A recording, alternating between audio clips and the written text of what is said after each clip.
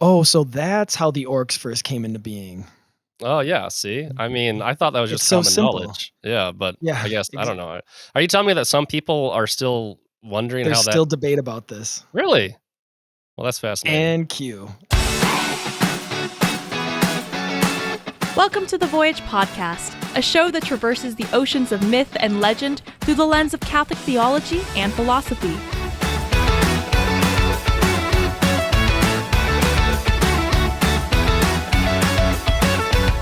Come aboard as we set sail in pursuit of the heroic life and Christian virtue, with your hosts, Mike Schramm and Jacob Platty. All right, welcome back, folks, to this episode of the Voyage podcast, where we're going to be talking a little bit about Lord of the Rings, but it's actually going to be talking about sort of the prophetic role in general and how it plays an important part in mythology. Mythology itself as kind of playing a prophetic role, the prophetic characters in mythology, and then, of course, where we see this in a lot of, the more modern myths, one of them being Lord of the Rings. How does that sound, Jacob? Well, before we get into all that, do I look dark? Like I'm You visibly look a little dark? darker than me, yeah. Like, it's Like almost like you need the a front lighting light to, like, is shine up on you. well, I okay. Do I did that do anything? It looks the same. Oh, well, whatever. Okay, anyway, this is what, episode number 2 with visuals going on it? So Michael cut So, all this out, yeah. yeah. Or I guess you will cut all this out now that I think about it, Maybe. that'll be I don't know. We haven't confirmed that yet, but, yeah, I might so be why doing don't we more jump editing right stuff. back in with my, like, okay, talking about, myth, prophet, Lord of the Rings, then I said, "How does that sound to you, Do Jacob?" you actually think this is gonna get cut out? Oh, baby, this is I thought gold. This oh, is god, charming character building for your 2 yeah, beloved bumbling hosts. well, that's half true. That's Half half right. true. Yeah, well, you could which half of which half is untrue and all that. Yeah, we'll But, let the people decide that. yeah, exactly. Okay, you wanna So talk about prophecy. Is that Well, that's what we're doing? prophets, but yeah, I mean, not Prophets? prophecy, and that's maybe one of the things we should first distinguish is we don't mean by prophecy like fortune telling or telling the future. That's not the role that when you look at the biblical prophets, that's not actually like their primary function, right? They're supposed to be the mouthpiece for God, which might include, right, seeing the consequences of some of the actions of God's people, right? Which in Right. one sense you could see it as after the fact, oh, they were foretelling, telling the future or whatever. Um, Well, famously, in Arabic, the word for prophet and the word for apostle are the same word. And okay. so apostle does not imply like fortune telling or seeing the future or anything like that. It just implies that you are a messenger for God. And Well, so it gives you this kind of better like prophet nowadays obviously means like Nostradamus, right? like yeah. but yeah, back in the day I don't think people really necessarily had this kind of special category of like future, seer guy. It was just someone who spoke for God, and But yeah, that so happened to include mouthpiece. And it's Mhm. funny that so it's interesting you bring up the apostle connection because so the word apostle is one who is sent. And one of the things that we're going to get into when we look at some of our prophetic characters is that they are wanderers, right? And one of them being Gandalf. We were talking just before we started recording of the legend of the wandering Jew, which we had not really mentioned in our talk about Canticle for Leibowitz, but there's a character in Canticle for Leibowitz. There's Yeah, been it's true, yeah. tons of characters that have kind of filled in this role. So wanderer, it almost essentially has something to do with a prophet, right? And same thing with apostle, right? They are sent off, not that it's, it sounds weird to refer to the apostles as wanderers, but they certainly did, right? Going off to the ends Yeah, of the I earth. honestly let's yeah, it's almost, archetypal to what you think of when you think of an apostle. I mean, I And know that they did settle down in, like, regions. Obviously, Peter became Bishop of Rome, examples like that. But, your first and words. foremost, I think, yeah. Hey, man, I got nothing. Yeah. That's totally fine. Yep. But, the, yeah, I think apostle, I think missionary. I think person walking around planting churches, things like And that. we couldn't have planned this any better, but in the Western calendar, today is the Feast of the Ascension. And so that very line of Jesus sending off the apostles is what we would Mhm. read in the mass readings for the Ascension. So there There you again, go. I guess it's kind of fitting that we're talking about wanderers, we're talking about prophets. These are the new prophets, right? Or the prophets of the new covenant are the apostles. But we got some Old Testament prophets we'll go into, and like I said, some of the characters from our favorite works of fiction that have sort of fulfilled this role too as prophet. But first, let's go into uh, start with a little bit more general and just talk about how mythology itself, before we get into specific characters, mythology itself is supposed to be kind of prophetic. Do you have any like? I mean, I have some thoughts on it, but I want to Do be a I have gracious. thoughts on it? I mean, Yeah. I have thoughts on everything, Mike. I think that's this kind of reminds me of like I'm gonna butcher this dude's name. Mercia Eleda, Oh yeah. Okay. Mercy Eleda. I I know don't who know. you're talking I about. don't know how Yeah. to pronounce that guy's name. I You thought it do was it. Mercia You Eliad, but yeah, Mercia Eliad. That sounds way better than what I was saying. that's That sounds like it would be real. I have his Mercia the first Eliad. book on the development of religion. He's is very much a world religion scholar. Yeah. Um, No, in like mid 20th century. He Convert wrote to a book. Orthodoxy, I think, I didn't even isn't know he? that. I thought I he just was a knew I convert liked to his Orthodoxy. work. See, Yeah. but I haven't Anyway, read. sorry. I'm not like widely read in them. But one of the books that a friend of mine gave me, I don't know, like 10 years ago, was the Myth of the Eternal Return, Mhm. and basically that's a book about like the cyclic nature of mythology and like the cyclic nature of ritual and things like that. And so, what's prophetic about um, mythology is that it tends to be speaking to things that are eternally true and eternally reoccurring, right? Really, it's almost fundamental to something mythic that it has to speak to your present moment. Like even if it's talking about something that happened in the past, it has to be like applicable. And even if that means you're at like a certain stage of the mythic cycle, perhaps, or something like that. But Mhm. myths, because they're perennial, because they Yeah. are constantly reinforcing things that tend to repeat throughout history and things like that, that also means that there's something prophetic. It also means that if you're really, really inundated with the mythic cycle, you can kind of see what's coming, right? And they And this never is get dated.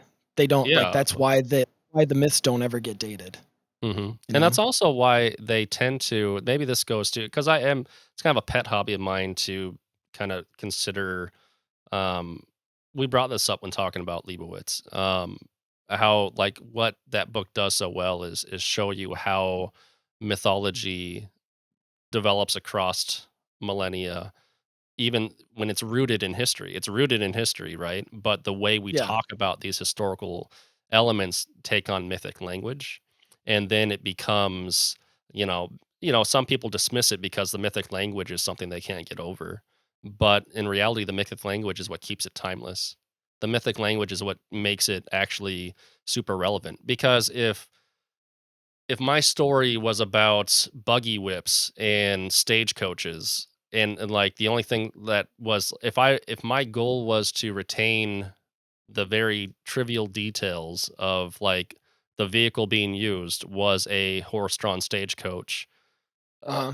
that doesn't okay, like that detail just has nothing to do with me in the 21st century. It But takes if it's me out of about the story. Yeah. yeah, but if it's about if the important part of the story is traversing across a landscape, right? In a carriage kind of thing. I can put myself in that. I can put myself in the idea of traveling across, the plains or something like that. Yeah. So the historical details become less important, but the mythic realities that the stories entail, those are the things that we find meaningful, that feel timeless and whatnot, Well, it kind of and reminds me of prophetic this, sometimes. and I'm So sure I'm stealing this thought, so I'm not going to like claim ownership of it, but it reminds me of this thought that I remember having of, the eternal and the present are much closer than the past is to the present or the present is to the future. That actually the present has much more in common with eternity than it does with the past or the future. And mhm. so, it's not it's one of the and I think I had this thought in the context of like when they talk about the mass and how the mass is something that takes place, or the divine liturgy takes place outside of time, that it's, you're present too the crucifixion to the Last Supper, that time in a sense folds in on itself when we talk about the Paschal mystery. But we are experiencing it in the present, and the more present you can be at the Mass, at the Divine Liturgy, you're actually closer to eternity at that point than any other moment in your life. Hmm. And it's kind of the same thing when it comes to myth, is that the idea about myths in general is that they can take place at quote unquote any moment of time because they are taking place in eternity, right? The stuff that the myths are touching upon, the true things that the myths are touching upon are eternal truths. And so at any moment in time, right, at any present, you can still tap into those. Does that kind of make sense? No, I actually think that's fascinating. And Fascinating. I that's hadn't heard and that that's actually before. the role of the prophet, isn't it? I mean, Well, and I'll just put like one final little thought. This is because I'm such a history buff, right? And because, to quote a famous passage, there's nothing new under the sun, right? Um why are the you more you quoting me study, again? yeah, I think it was Yeah. Plato. Stop Um stealing my lines. Oh, that's a callback. Yeah, nice. but the idea is that like the more you learn from history, I better put it like this, is that history doesn't repeat itself, but history rhymes, which is a really good way to Okay. put it, I think. Because yeah, the details always change, and you can't account for kind of eucatastrophes or sudden interventions or anything like that. But you can just kind of see the repetition of history, right? Mm. And the rise and fall of empires, and what populations look like when they're on the ascent and what they look like when they're on the descent And and if all you those want things. to tap into a biblical example of this, I know you were quoting Ecclesiastes when you mentioned that line, but if you want to look at the structure of the book of Judges, it has very much that cyclical view of history, Yes, that's as true. opposed to the kind of like more covenantal view where we're building up to the ascent, or the advent of Jesus, right? And then we as Christians, we're now in that same view of history building up and up and up towards the second coming. Yep. And so yeah, it's sort of like it's a nice kind of contrast, right? Well, Now we're when you still look living at in a sort of history, cycle. Oh yeah, go ahead. no, I just wanted to tie it back into the mythology thing. Is that so? I'm talking about history, and we tend to think of history and mythology as two separate realities, right? But I think Yeah. that like what a lot of the conversation in modern scholarship when it comes to history now, especially in light of like postmodernism, especially in light of like culture war stuff, like there's like the 1619 project came out a while back in which they want to represent history, American history from a different vantage point, right? And that was lauded by some and hated by others. But it's an example of people realizing that they need to have a filter on history in order for history to mean what they want it to mean for their project. Yeah. And a traditional understanding of American history that's emphasizing more of like the glories of American history and less about like the sins of American history gives one a different relationship to America as a community and as an institution, right? So you can't divorce history from mythology. Like, Yeah. there's no such thing as just a fly on the wall understanding of history. And Yeah. postmodernism has given us back that that conception, right? I've said in other podcasts, earlier store or conversations we've had, where I'm attempting to be a pre-modernist, Mhm. because modernism I do think failed. Postmodernism doesn't give you direction, but pre-modernism has the It value of both. recognizes the failure, but it doesn't give you a way out, Yeah. sort of. It's both. It's pre-modernism. You can't go back. I'm not saying that I'm trying to like time travel back to a different time. I'm just learning that there's a lot of things about modernism that are good that developed in pre-modernism, and there's a lot of things in postmodernism that are critical of modernism that frankly are very akin to a pre-modernist mindset. Um, so if you understand that history and mythology are identical, that they can't really be divorced from each other, and there always is a prism of a narrative that's defining your history. This is a very postmodern idea. Yeah, I think that pre-moderns were just like super okay with that. Like Yeah. I I have a few books that I've been accruing that talk about these things called world histories. I'm stealing this totally from Symbolic World stuff with Richard Rowland and Jonathan Pageau. But this idea that people used to go and just like incorporate history in order to tell like one cohesive tale of like humankind, and it starts in Mhm. Genesis and then just goes through, and then they just piece history together, even if they're like fudging the facts, so to speak, because the cohesiveness of the narrative has more value to the listeners than the trivialities of like the facts, right? Well, Not and an the narrative argument to get rid thing, of truth, not an argument to get rid of facts, but it's just an interesting way of looking at the it's world. the acknowledgement that, yeah, like you said, fly on the wall, pure objectivity has never been there in the first place, and so why would we pretend that it is now? And so then it's really a question of what is the narrative or whose narrative. And if you go back to, this is why the Old Testament prophets are so important, is because you'd say, one person could look at it very skeptically and be like, oh well, see, they're coming at it from the Israelite narrative or the Israel point of view, and so of course they're going to make themselves look the best or always in the right. But that's the ironic thing about the biblical Old Testament prophets, is that they were always the ones who would tell Israel that they were not doing God's will or not following the way they were supposed to. And so they were actually doing the unconventional thing of not following the narrative that you would have expected somebody from their own tribe to do. And so that's what makes them so valuable, much more so than if they said it was going to rain tomorrow or not, right? And Well, so yeah, absolutely. And and it's one of the that's things that the prophetic role in mythology, is that it's something, you have that mechanism built into your, culture that can go against the conventional, thinking conventional narrative. Sorry, go ahead. I was just it's kind of a tangent, frankly. One of the things that is interesting about the Old Testament as such is how all the stories it keeps are hypercritical of its heroes or Yeah. hypercritical of its nation, right?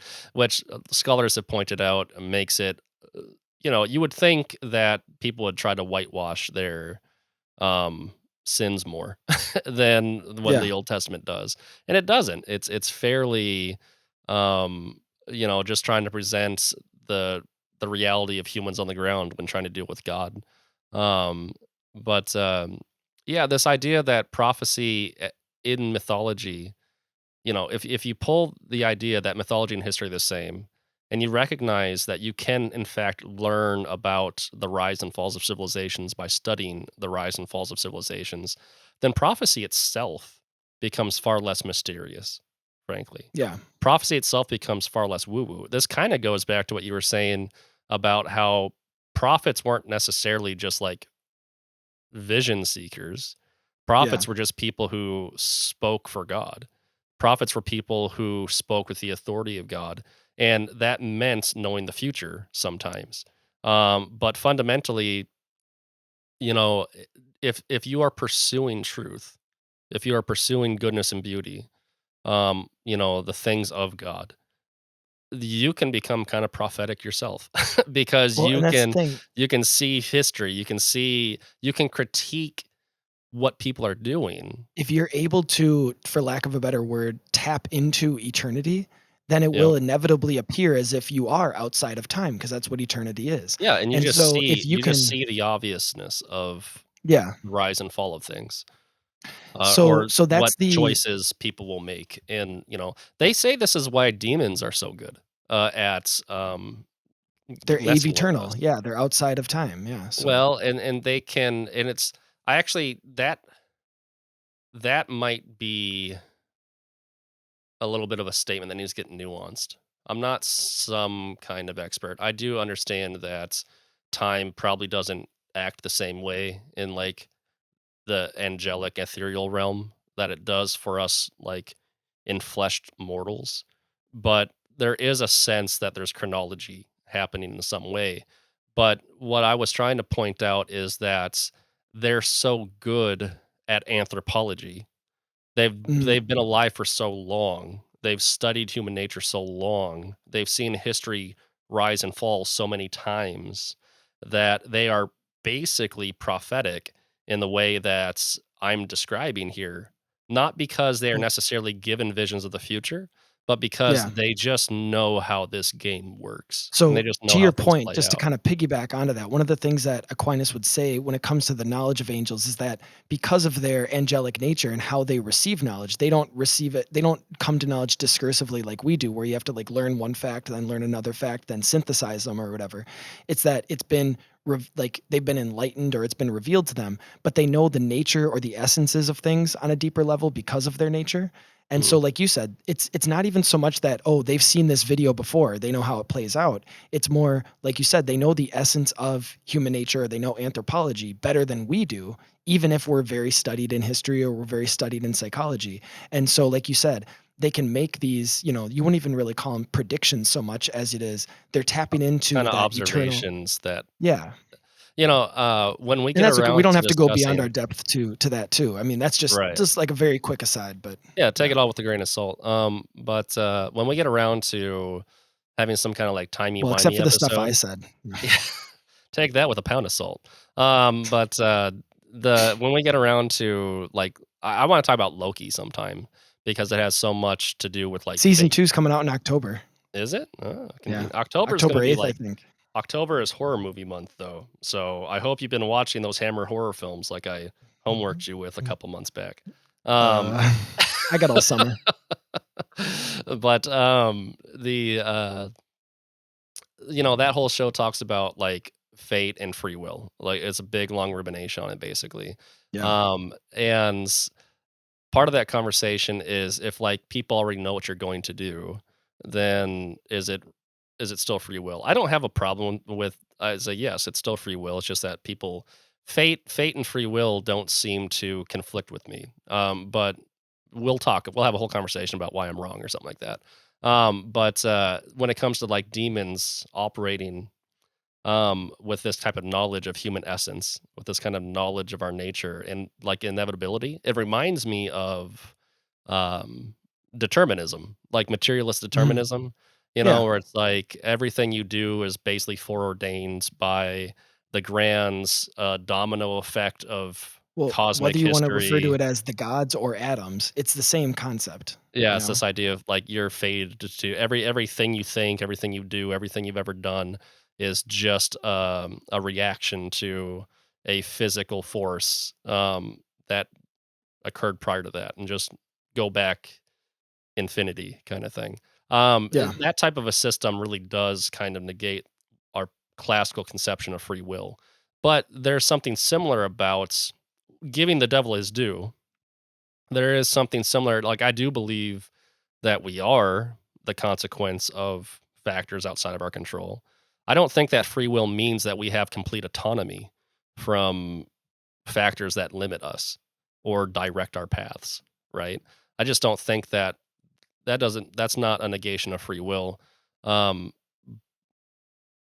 Devils seem to have tapped into our Well, limitations and every free created being, so whether we're talking humans with a rational soul, or like you said, angels and demons, that freedom is already conditional by the fact that they're creatures and not the creator. So right, there is already a distinction between conditional free will and absolute free will, which would only be possessed by God. God, who's absolutely free. So Yep. there's already something that can be said, like there's already a nuance that you can get into there. It does fit somewhat tangentially with our topic of prophecy and prophets because, like you said, whenever you're kind of touching into this movement from the temporal to the eternal, you start to have those sorts of questions. Um, but yeah, just going back to how does mythology kind of play this prophetic role? Um, Sacred stories, they're touching on to the eternal truths. It's like it's telling history, but not from our point of view, but from God's point of view. One of the things that Mhm. I always like about the myths, if you go back to, and obviously not just Dante, but if you go back to Homer and to Virgil, is they would always invoke the muses. They would invoke the gods or the muses to inspire them. And so you have this connection between they're telling the history of the Greeks or the history of the Roman people, but they have to use the gods for help. And so Mhm. again, it's this like, you know, temporal and eternal kind of going back and forth. The other thing too about, you know, prophets, poets, myth makers is they always have to live very different lives. And that's even true of our artists and poets today, right? is they have to live lives that are at least somewhat askew from their contemporaries, for I better or mean, worse. look at me, Mike. You know, Yeah. I'm about as skew as you can get, and I'm an artiste, so Uh-huh. the Ooh. it tracks. That's all I'm saying. You always You make me know, put that little dash over the I when I write your title, your full title out. It's such a pain to do on the computer, but yeah, right. Um, I mean, there's a Lord of Spirits episode, our wonderful inspirational show that I gleaned so much information from that goes into prophecy and the prophets of the Old Testament in particular. We'll talk a lot about them, I'm sure, coming up. But that entire 3-hour episode is, just absolutely replete with what exactly a prophet is, and it's everything you just said. It's someone who operates outside the system in order to comment on the system, which is mhm. a fascinating dichotomy because you think of God as, the creator of order, that creation is hierarchical, and that the only thing we tend to kind of like focus on the reality that order is implicit to things like beauty and truth, frankly, and all the things that we affiliate with like the good. And yet there is this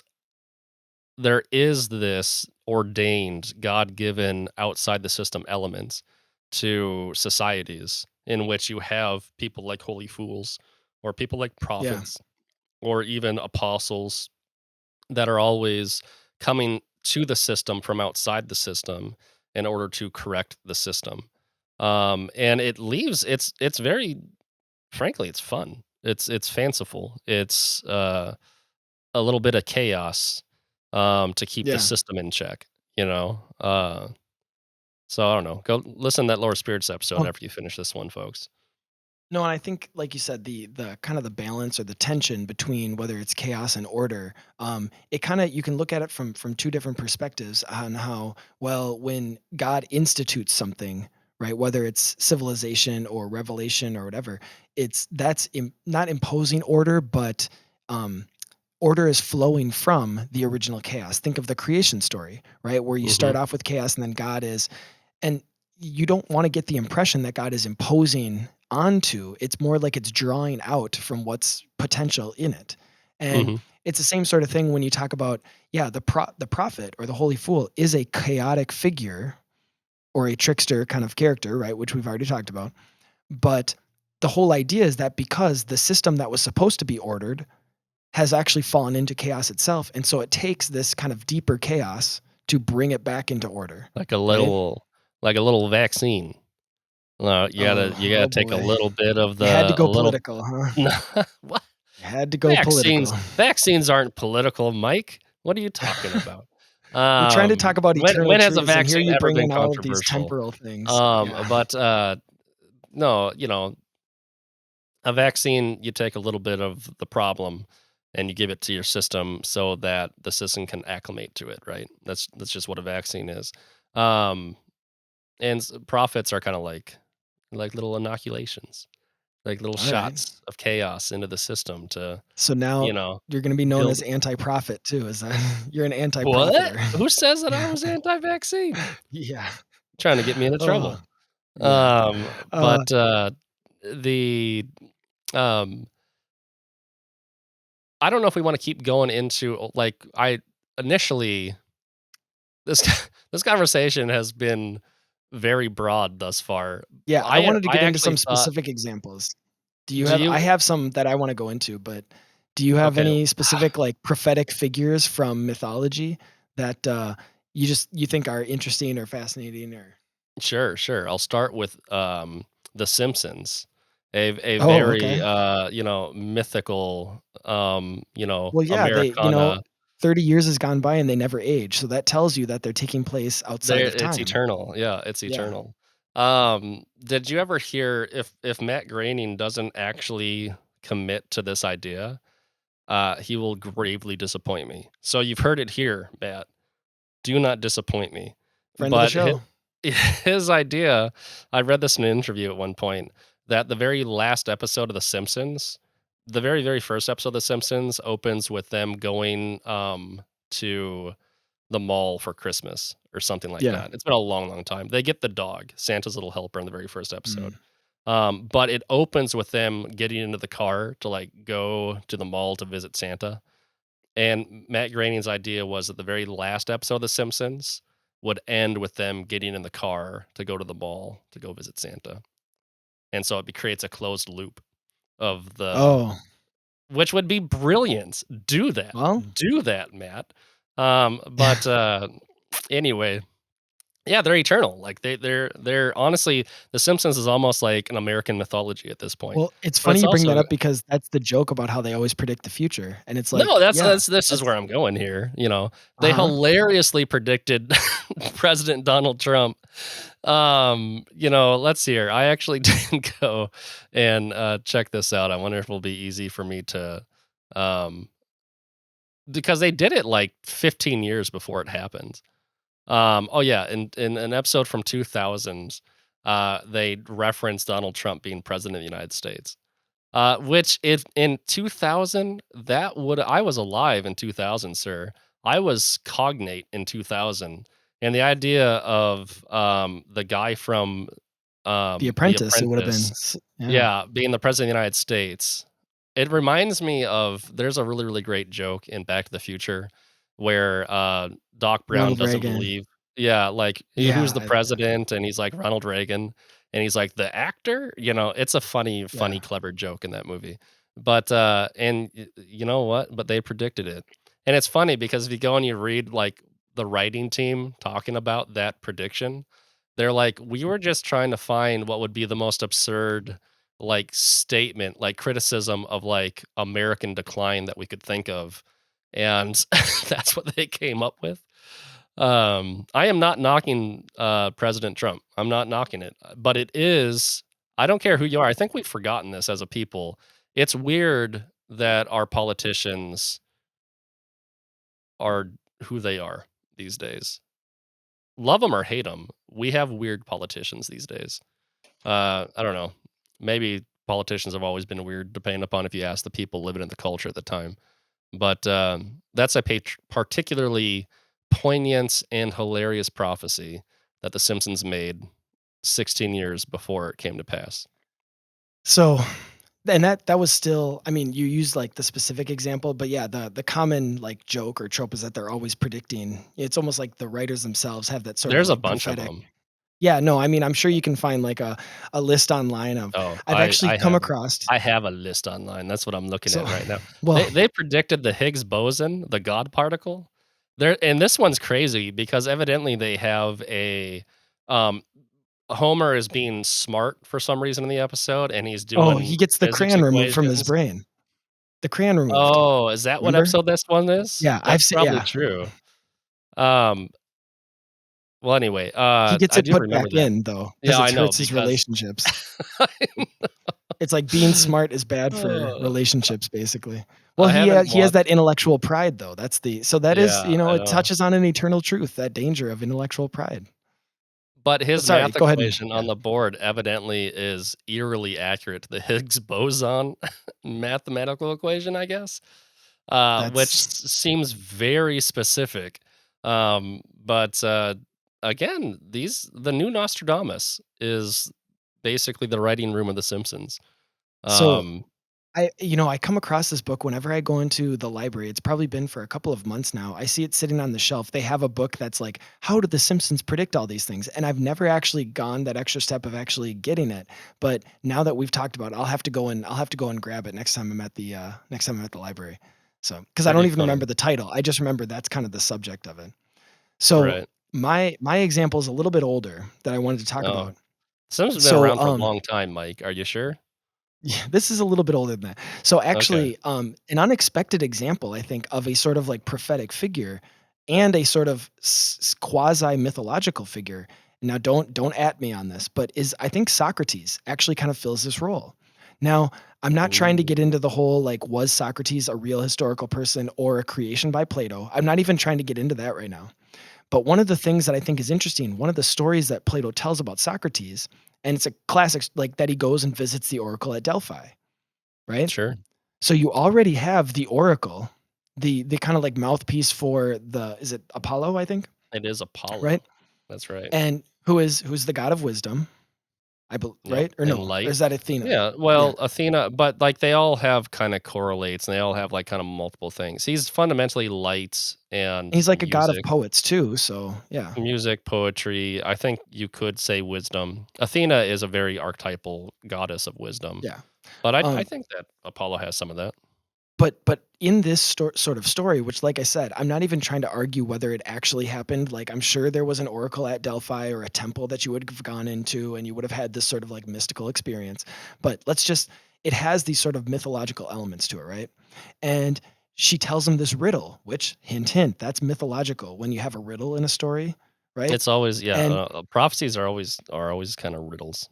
Like, and they're it's about always riddles. and it's about Socrates being the wisest man because he knows nothing, which again, it's a Like a format of a paradox. riddle. And so what does he then end up doing is he takes it upon himself to go and be this mouthpiece about this piece of wisdom, about the knowledge of nothing, right? The wisdom is knowing that you know nothing. And so he goes around and he what does he do? He is confounding and he's going against the convention of the wisdom at the time, especially the sophists. And so he has this prophetic role, which eventually gets him killed. Which, again, if you know anything about the Old Testament prophets and the apostles, how did things end up for them when they went around, acting prophetic? It's true. So, so Socrates um, has this sort of, like I said, he's a wanderer. Like he's, and I think even the way that Plato's like portrays him, it's Well, almost in this like episodic, like, he totally describes himself as being divinely inspired, right? He's got his yeah, daemon, he's got his divine figure that whispers into his ear and kind of pushes him in the direction that he's supposed to go and things like that. So he himself would credit his, modus operandi to a divine influence. yeah. It's his willingness to listen to the angels, so to speak, So I that think gives him his whatever authority. you have this like again not only because it's not controversial or not unique to call Socrates a prophetic figure by any means, but I think when you start to incorporate like we've been trying to do this kind of like mythological element to it, you can see some of the sort of like seeds of myth or yeah, attributes of a mythological story, which to neither of us that's not an issue, right? We don't see that as in contention with the historical nature of Socrates or the eternal wisdom of Socrates slash Plato, right? Sure, sure. Well, and let's get more controversial though, and talk about the Uh-oh. Sibylline oracles. Well, actually, it's not going to be that. It's only controversial from a theological, historical perspective. Yeah. I'm not going I to talk think I about know where Donald you're going Trump. with this. Yeah. Well, I don't even know where I'm going with it. To be honest, I'm Oh, unrehearsed. I tend to just you let the just let spirit the fly. spirit, yeah, the spirit Yeah, inspire where it you takes or me. overtake you. That's right. I'm Mhm. I'm quasi Rest upon your prophetic like that. head like the apostles. Yeah. Go ahead. I'll Um, keep going with the accolades. What my else? What mind else? What does it say wanders. in the My script? I mind can't remember. wanders, and Yeah. I just follow it. But the Sibylline oracles, I think, is the Oracle of Delphi considered a Sibylline oracle? Maybe, or maybe those are just other Greek prophets. I can't do But your research for you, Jacob, so I can only do my own. I can only do my own research, sorry. well, Google it, folks. Go Yeah. check out Wikipedia. But this idea of oracles giving, advice and wisdom to it's really, really prominent in both Greek and Roman culture. So you have this idea that um, the populations and the stories, like, all right, so for example, Oedipus, right? That Mm, was and I can't remember if it was a Delphic oracle or if it was like a Sibylline oracle or what. That's basically so how's that story go? That story goes that um uh Oedipus's parents are told that he's gonna be their downfall, so they get rid of him.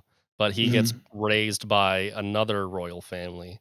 Um But then he finds out they're not his real parents, and so then he goes wandering around trying to figure out who his real parents are, and he runs into his dad on the road, doesn't know it's his dad, and they get into a fight and he kills him.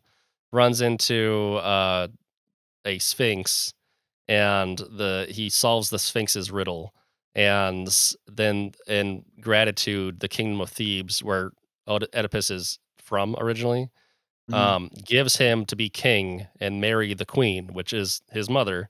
And Yeah. so he fulfills the prophecy, all of which is done trying to avoid the fulfillment of the prophecy, It's very much that which, fate thing like you were talking about, yeah, you know? that's a whole canard we could get into here, is this idea that how many stories are there of you're given a prophecy and then you immediately try to avoid the prophecy, and in so doing, you cause the prophecy to occur. Mhm. That's a very, very famous trope. And it starts in Oedipus. I mean, maybe it's earlier than Oedipus. It's Um, eternal though. In a sense, the Super most eternal, yeah. common iteration or the most famous example is Oedipus, for sure, but This is an example of how prophecy plays out in Greek myth, and in Greek culture and things like that. I think it's also true of Viking culture. Um, did you ever see that movie, The Northman? Uh, no, I never did. it came out It what, looked last year? interesting. Oh, Yeah, I something was like all that. about it. I was super excited for that movie, and I I mean, think it's it was got a pretty Willem good movie. Dafoe, so yeah. As a really, really weird Viking shaman. Is he kind of Um, the I was gonna say he's like the prophetic figure, isn't he? I he honestly, I is. haven't even He seen it, and I could have told you that. and you Yeah. could just told you, yeah, just from his crazy eyes. Yeah. Um, but it's really good. It's very, so Robert Eggers is the director that does those movies, and like he did The Witch, which is another personal favorite movie of mine. That's one more of a horror movie. These are not good movies to bring your kids to, folks. The Witch is dark, and The Northman is very violent, but he tries to bring like super historical authenticity to his movies, which is why I like them so much. And so Mm, him adopting a Viking culture movie that was going to be super historical super excited me. And it's all about fate. He receives like there's him trying to oh, how's it go? I brought up this example and now I'm going to butcher it. Um, because I don't know if there's actually, see, now I can't remember if there's actually a prophecy made or not. Why does he feel fated to do things? Where does the prophecy come in? He has to go, maybe it's just like a vow he makes to himself to like avenge his father. For the record, the Northmen, what is this not a this is what good, happens when you is go this rogue. not This is what happens when you go rogue. It's Okay, okay, listen. There's tons of prophecies in Viking mythology, and there's tons of ideas played with fate, and there's always someone trying to avoid their fate I and, thought you were gonna talk about because of some Ragnarok, prophecy. but yeah. I thought that's what when you You could started Ragnarok, yeah. yeah, basically Yeah, it's Viking mythology as such is founded upon basically a prophecy of the apocalypse and, mm, people reacting to said prophecy. But they're all super fatalistic. Basically, Viking culture is very much like you have no choice but to live out your fate. And so prophecy becomes a doom, right? Like that word doom we have, it didn't always have mm, a negative connotation. It just meant fateful. It's like your yeah. doom is kind of your destiny. And so people, if you found out about your destiny, it was not an imitation. Like you couldn't avoid it. You almost had to like. You get the impression that like they would go out of their way to make it happen if they found it out. So this, this Rip the question Band-Aid of off, free right? will Get and it over fate. with. Yeah, it's interesting. Yeah. Because every example of a story of someone trying to avoid their fate in that type of Nordic culture folklore is destined for failure. Let's just say that. Mm. So the other example that I thought would be again, I don't know how well known it is necessarily. I mean, I should say that in terms of like um literary culture or in terms of culture, it's a very well known or common example. But in terms of its connection to prophecy or prophet, I think is worth talking about. But we both had recently talked about and recorded an episode on Canticle for Leibowitz, and one of the very kind of enigmatic characters in that novel is this wanderer. I think the wanderer is all he's ever known by, if I'm not mistaken. No, But there's he has it's Benjamin. Oh, He's okay. actually he's got like 5 names. Well, that's One and of that which kinda is speaks to that. Lazarus. It's Benjamin Lazarus something, something, something, but, like, and in the book, the implication is that he is Lazarus that Jesus brought forth from the dead, Well, um, which is and fun. That that's was we never even talked about this wandering Jew character in our no. actual conversation, No, but that's but okay he's 'cause one of the coolest parts of the book. I can't believe it didn't get brought up in that so conversation. as we've kind of discussed, one of the characteristics of almost essential characteristics of the prophet is that they are wanderers, right? They have to like either They leave their exist old life outside the behind. everyday Yeah. system of things. And Yeah. so there's long been this character that at least can be traced back to the 13th century Christian legend of the wandering Jew. Now, there is some people will say that it can be traced all the way back to Tertullian. We'll talk about um, like this you refer to this character. Now, even though the stories most people trace back to the 13th century, it's referring to a character that goes back to the time of Jesus. But there are even some elements that point it back to the book of Genesis. If you look at there's a reference in Hosea, and I can't remember the chapter. I think it's chapter 9, but the talking about the Jewish people as wanderers. And Hmm, so the wandering Jew would be sort of like almost like a interesting. representative figure of the Jewish people, which I think there's a lot of truth to that, especially since the Well, it's a Babylonian fascinating exile. idea. It's a well, and it's But all of Jewish history, right? but Like, then there it actually some people will point it all the way back to Cain, because Cain is mhm, sort of given that curse of wandering after he kills Abel. hmm, But yeah, interesting. so I think I no, there's something to be said about the people as a whole, but then it's all sort of like personified in this character of the wandering Jew, which, like I said, we don't have to go back and forth about when it actually comes from. If nothing else, it's been a character in, you could almost say, Christian mythology or Christian legend at least since the 1200s, right? Mhm, mhm. But, and Uh, to kinda go full circle, he shows up in Canticle for Leibowitz. There's an iteration of him in Canticle for Leibowitz, which, like you said, this Benjamin Lazarus character, or like I said, I think in part 1, he's just referred to as the Wanderer, but, that's true. He doesn't get a name until book 2. That's totally yeah. accurate. And I'm a little further into that book. I haven't finished it yet, but I'm into the 3rd book now within the Mhm. book, the 3rd novella within it. And so far he's shown up again, but as of yet, he's not a real character. He's really just kind of like he kind of is referenced just wandering down the road kind of thing. But they're talking about which it's crazy because that book is sci-fi through and through. It never really but it has this wink of the supernatural Yeah. in this character of Well, actually, Benjamin. you'll get even more of that in part 3. I should not to I'll Oh tease it a yeah? little bit. You Oh, even get a little bit fun. more of that, in part 3 of not so much the Wanderer character, but you get another sort of, like, somewhat Another source legendary of supernatural figure in part 3. nice. That's But, fun. That's really so fun. Canticle for Leibowitz is another one, But he's Evan also Lin kind of prophetic in that book, just oh, to yeah, double definitely. down on what you're saying, because like he seems to have like a kind of knowledge of things, a perception that gives him authority. So in part 2, you have this confrontation between kind of secular science, secular scholarship, and the work of the monks at the monastery. And he's giving a lecture to the monks because they're like, "Tell us about your work and all that stuff." And that lecture gets interrupted by Benjamin coming in because Benjamin, by this point, it's established he's waiting for basically like the Messiah to come kind of thing. And that's the And story of the Wandering Jew, is and he's that he would hoping, be doomed to walk the earth until the second coming. So, but yeah, yeah. sorry, go ahead. And so he goes up to this secular scholar who's like this new famous name on the map, and he kind of like inspects him, Mm, like the who is it in Lion King? Um I'm blanking on it. It's not an orangutan. What oh, type of a Rafiki. monkey is he? Rafiki. Rafiki. Yeah. He goes and he, like, inspects, like, the face of Simba Yeah. to identify who he is kinda thing. That's kinda what Benjamin does to this scholar. He, like, He's inspects like, him, "This ain't it. This ain't and then he's him." like, "No." He gets all, like, downfall, and he's like, "You're not him." Yeah. But, yeah, so there's this kind of, like, uncanniness to Well, and I should Benjamin go back that's because I haven't really gone into the legend of the Wandering Jew is that he was somebody who taunted Jesus on the road to Calvary. And so mm, Jesus said that he would, I'm resting now, because it was during Jesus's when he would rested on his walk up the hill or whatever. I'm resting now, but you're never going to rest until I come back. And so the story is that this person would wander the earth until the return of Jesus. He would Very again not interesting. rest until this time came.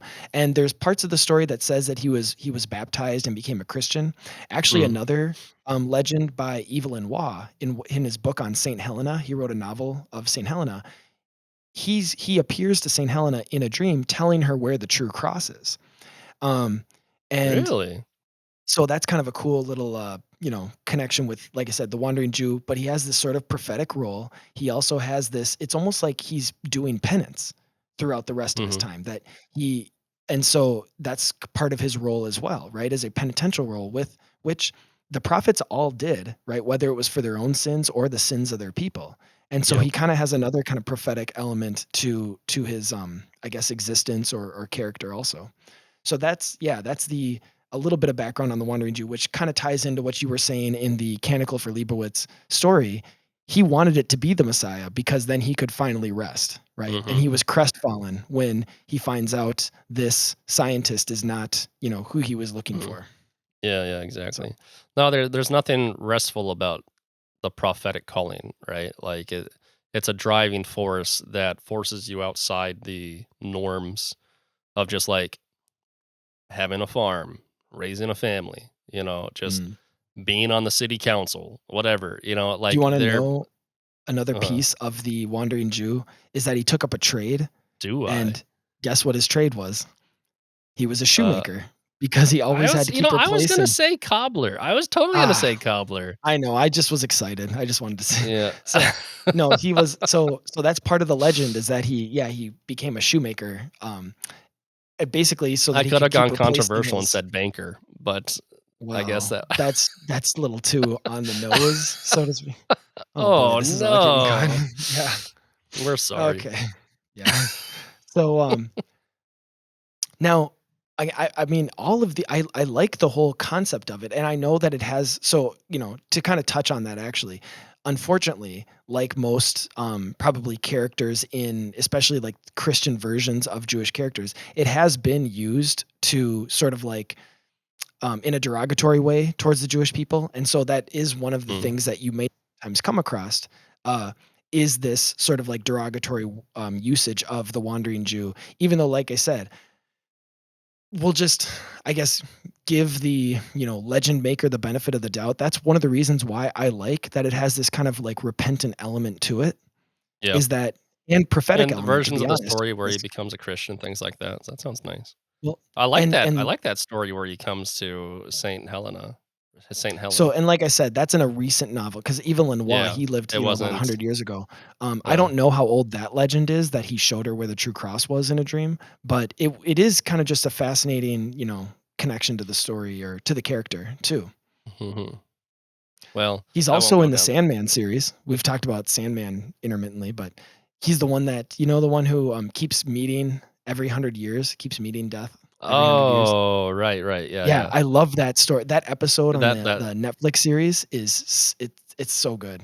But I haven't even, like, watched the Netflix series yet, which is oh, kinda crazy. It's kinda crazy that I haven't done it. I'll have to do it before we do an episode on it, but I know it from the comics, right? That's yeah. certainly in the comics, him that's a nice story. Um, it's funny, I know, like, we don't have that much time left on this episode, and we I was haven't gonna even say we talked haven't even about, talked like about Gandalf yet, we ironically.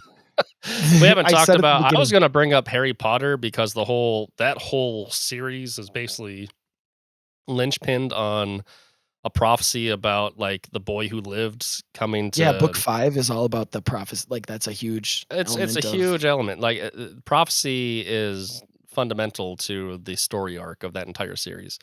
And it's also a really interesting example of prophecy in a fictional story because it's another example of did the prophecy come true because of the actions of people trying to avoid the prophecy mm, or not? Because there's an entire theory that Harry Potter didn't even need to be the guy, that it could have been yeah. Neville Longbottom, which is this kind of Oh, bumbling that's nobody. pretty much canon because I think Dumbledore even says that basically. Is that that it where I was can't remember? It's it been was a while kind of since the I read the choice. books, but yeah. Yeah. But yeah, it's Voldemort basically chooses his destiny kind of thing in Yeah. his interpretation of stuff. Mm. Um, it's a fascinating use of prophecy, though, in Harry Potter. Well, and that's always one of the really, I mean, and this is sort of the tricky aspects of prophecy in general is you always have to have that tension or that balance between the character's actions actually matter, they actually make a difference, but you want this sort of like um sword of Damocles hanging over their heads of this prophecy has to mean something too. And so how do you make Mhm. them both matter, simultaneously or whatever? And so yeah, I mean, that's, Rowling when she has the conversations, especially between Harry and Dumbledore, of, well, how much does this prophecy matter? How much did my choice matter? How much did, Voldemort's choice matter? Or not even just Voldemort, but remember who betrayed uh, Harry's parents, right? How much did his Mm. choice matter as well when it came to fulfilling this? So Well, and to bring this Peter back Pettigrew. to a Yeah, the rat, I yeah, the rat, he's a rat. But to bring it back to a Christian gloss, these are important questions because so much about God's relationship to human beings. Christianity is very protective of its understanding of free will, right? But mhm, there's so many examples of God, basically saying this is what's going to happen, this is what's going to happen, this is going to happen. Uh, and I don't think the right interpretation of that is that God is overwhelming people's free will. I think he is having an eternal and ultimate knowledge of reality, and he's showing people what their behavior is going to lead to, and yeah, it has a prophetic element to it. But like we said at the beginning of this episode, you can kind of figure it out where your life's going to go just by having an authentic, honest conversation with yourself about like who you are as a person. So the closer yeah, you are to like true knowledge of yourself and the choices you make, you'll have a fairly good idea of like outside of, acts of God in, outside of dying in a car accident, well, you can understand the cycle of things and the nature of cause and effect and, what I'm not trying to, ramifications your like, choices have. argue against literal writing on the wall, but how much writing on the wall doesn't have to literally be writing on the wall, you know what I mean? Like, Mhm. when we talk about that was it, Nebuchadnezzar, where the story in Daniel where the writing literally is on the wall that you have Mhm. been weighed, measured, and found wanting, and, basically because it was actually a use of, it was sacrilege that he committed, right? He was using the temple, chalices for this banquet, and so it was Mm. this ultimate act of disrespect towards God. And it's one of those things where it's like, it doesn't have to be as direct as we like to make it or as the story makes it. It's more like when your representative of your kingdom has this utter disregard for worship or for God, it will inevitably lead to a downfall. And so that's where, you could say it was prophetic, but what do you mean by prophetic? Just that this is what the consequence is always going to be for these types of actions or for this mindset. Prophecy doesn't need to be woo-woo. Prophecy Yeah. doesn't need to imply, um, you know, some kind of, like, silly magic, right? I Yeah. don't, and again, this is us trying to break down the barriers between, like, the quote, unquote, "natural" and the quote, unquote, "supernatural." My Mhm. my, ongoing project, um, there are some elements of prophecy that can be God-given. Mhm. Explicitly spoken or written on Yeah, the it's a wall, gift of the right, Holy as you're Spirit for saying, sure. right? Yeah. And then there is another end of the spectrum of prophecy that is a more of a natural understanding based upon just the knowledge of truth and goodness and Well, beauty, and and to bring they're Thomas Aquinas back in, he would they're all the even same. say that these supernatural gifts, these spiritual gifts that are given because of our baptism, they are extensions of the natural gifts that we can have again by our human nature. So when we Mhm, talk about the supernatural gift of knowledge or of prophecy or of fortitude, those can have a supernatural element to it, right? The martyrs had a supernatural gift of fortitude when they faced their martyrdoms, but it doesn't yep. mean that that humans are incapable of it apart from baptism. And so Aquinas would say the same thing, that yeah, when it comes to prophecy, there can be that natural gift of prophecy that the Holy Spirit will, almost like extend even further, right? To kind of go off of what you were saying. hmm Well, see, and I want to be nitpicky, and just because supernatural has too much baggage for me personally, and say Uh, that it's not a question of like natural versus supernatural. It's a question of like just how much grace is flowing through you in that moment. So even like sure. the fortitude that saints are exhibiting in their martyrdom, it's still just a bigger version of the fortitude that they've had in smaller It's cases in life, it's not a and it's hard break, it's a and it's all God continuum. given. The Yeah. small amount of fortitude given to stand up to a bully is the large amount of fortitude given to stand up to, like, the Well, martyrdom of death, it's right? God-given in the way that our human natures are God-given. So, yeah, I Mhm. wasn't trying to create a clean I know break you weren't, either, it's more of a and I just continuum. wanna Um, but I'll always hammer that dichotomy yeah. because I kinda loathe it. It's like, Uh-huh. it ruined my life, Mike. We I want to get past this unnatural dichotomy of nature versus supernature. So, I don't even think that's how, when it was first brought up as a term, which I think Aquinas coined it, but I don't think he grace meant it building on in, nature? or just Is the that idea of supernature as such, like oh, supernatural, like using that language. Enlightenment yeah, I don't think thinkers turned that into like, oh, magical thinking, right? But mhm. I don't believe that's how early Christian thinkers. I don't know. For some No, reason, I think Aquinas was a big promoter of that word. I don't think he meant it in it's the fair, way you that can we give think him of, credit. No. Yeah, or Plato, him or uh, Plato, one of the two. yeah. No, But there is a joke in Christian theology that if you don't know who said it, just attribute it to Aquinas or Augustine because chances are you're yeah, gonna be right, so, or yeah, the right. Bible. But, so actually, we are going to, because there's definitely enough. We haven't even really talked into individual biblical prophets, so I wanna get into that, but also, we haven't talked about Gandalf, and that was the original kind of impetus for this kind of prophetic, mythological, You just prophetic, can't get away fictional from figure. Lord of the Rings, Mike. So, actually, what I Yet want us to do another for part 2, podcast where it's just so Lord of the Rings all the way down. a little teaser for part 2 Jeez. is gonna be we're gonna go through these, Old Testament, but also some New Testament biblical prophets and show how did some of these elements, how are they present in or manifested in, the character of Gandalf, which I think will kinda be a fun sort of character study or, It was literary fun. study too. So, yeah, thanks, Jacob, for coming on for if we wanna call this part 1, we can call it part 1, but, coming in for this conversation, talking We'll about just the make the next the one just be like Gandalf. It'll have some kinda clever episode name that has to do with Gandalf, and then I'm sure we whatever. can find a quote out there somewhere. Yeah, Mhm. thank you for yeah, coming in for this conversation. I enjoyed kind of just laying this foundation, building it up so that we can get even deeper into the role of the prophet, some of these prophets, and yeah, I look forward to talking with you again.